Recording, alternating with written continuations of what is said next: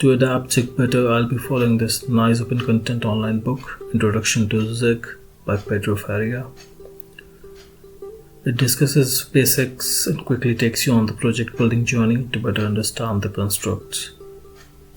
The book, website and GitHub, ZIG homepage are the links in the video description.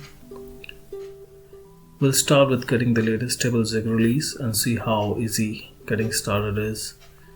I already have an older version of ZIG from when I first tried my hands at it to get the idea of it. I'll just download the bundle relevant for my local host, extract the contents.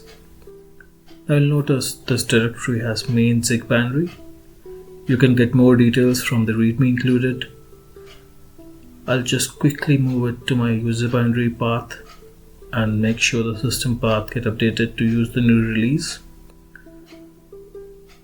In coming sessions, there will be basic ZIG syntax, data structs, memory allocators, file system and I/O, creating projects, testing and debugging them, error handling, C with ZIG, parallelism and more.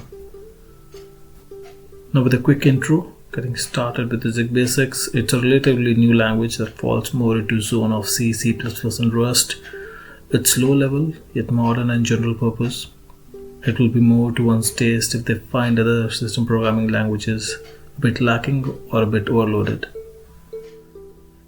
It aims to be a simple language like Go with better low-level control like C and Rust.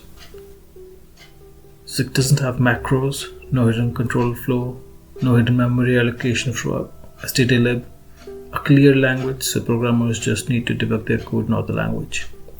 It's a strongly typed language as well as the other system programming languages.